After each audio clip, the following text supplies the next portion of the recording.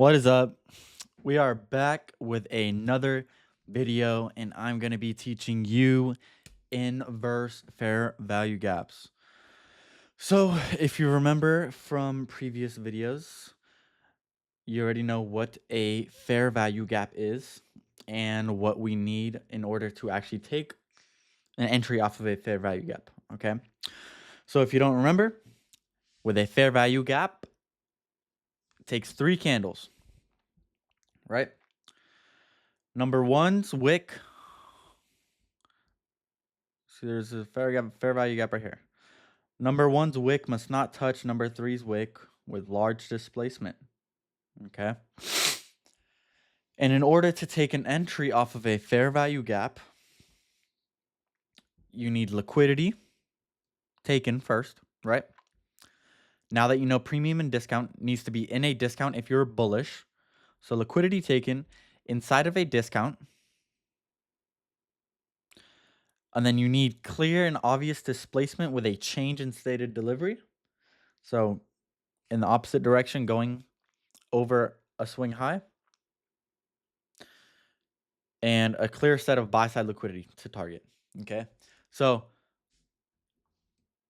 if you don't remember, let's go spot fair value gaps. Okay. Sell side liquidity. We're only going to do like 1 or 2 examples. Bam. Sell side liquidity with a fair value gap. This fair value gap is, in fact, going through this high, right? Change in state of delivery to the upside with right here with buy side liquidity, right?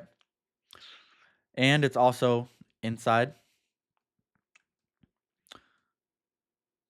dealing range, inside of a discount, back up to the high. Or you can enter off this, right? What do we have? Initial, swing low, swing high, sell side liquidity taken with this fair value gap going through this high up towards buy side liquidity. Okay. So now that your mind has been refreshed on fair value gaps, now we can go into inversion fair value gaps. So in this model that I'm teaching you, you are not going to use inverse fair value gaps as a entry model by itself. It is going to be a confluence, something extra that adds to our trade. So if we are using this as an example, we're going to put everything into play. Okay. Swing low, swing high. We have to go to a discount before we can look for longs because this move already happened. Okay. What do we see?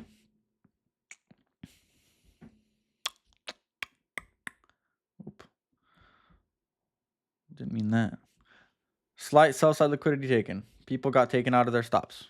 Okay. Now we have this inverse fair value gap. And why is it inverse fair value gap? An inverse fair value gap is when you use, so if it's a bearish fair value gap, you can see this is bearish going to the downside. It is when it is disrespected and price goes above the upper quadrant and disrespects it and goes the opposite direction. So usually with a fair value gap, if it's bearish like this, you're supposed to go into it, respect the lower quadrant because it's bearish and price is supposed to go down. Okay. Since this is a bearish fair value gap, we want to see the upper half get disrespected and ran through. That is what makes a fair value gap. If you guys are using it for entries, you have to make sure that the candle closes above the fair value gap, the inverse fair value gap. It is only counted as inverse if the candle, as you can see this candle right here. Let me zoom in so you can actually get a good perspective. This candle that inverses it must break and close above it. If it just wicks outside of it like that, that is not an inverse. An inverse only counts if it closes above it. Let's find more examples of inverse fair value gaps. What do we see right here? Bearish fair value gap, get disrespected. Even on a high time frame, right? We're going on the 4-hour time frame now. You can spot they're literally on every time frame, right? Fair value gap, inversed. Where else can you see this? Literally everywhere. Inverse fair value gap. What do you see here? Inverse fair value gap. Okay. Let's do another example on the daily time frame. One just happened today, actually. The little one. But as you can see, this is actually perfect. Bam. Inversed with a fair value gap going through it. So now I'm going to teach you how you are going to use inverse fair value gaps. You are not going to use, like I said before, inverse fair value gaps for your entries. It is used as an extra confluence. Okay, let me find a good one at market open. Well, we don't even need it in market open. Okay.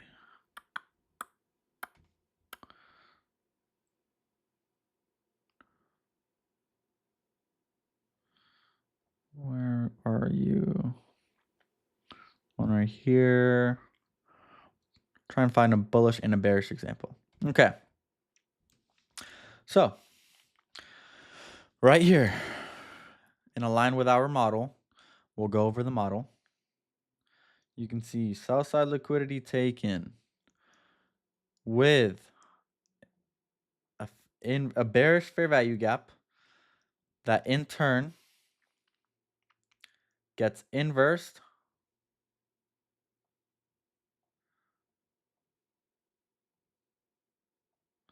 so bearish fair value gap, when our bias is bullish because we take out sell side liquidity with relative equal highs, you can see this candle closes above the bearish fair value gap, creating a bullish fair value gap with it going through this high, causing a change in state of delivery and then running for buy side liquidity. Okay, so let me reframe this.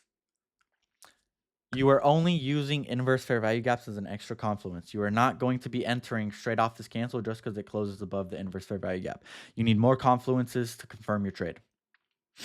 But that's it for inverse fair value gaps. I want you to go into your charts and mark out a bunch of inverse fair value gaps on a bunch of different time frames so you can actually see how they work. And I want you to, let's see.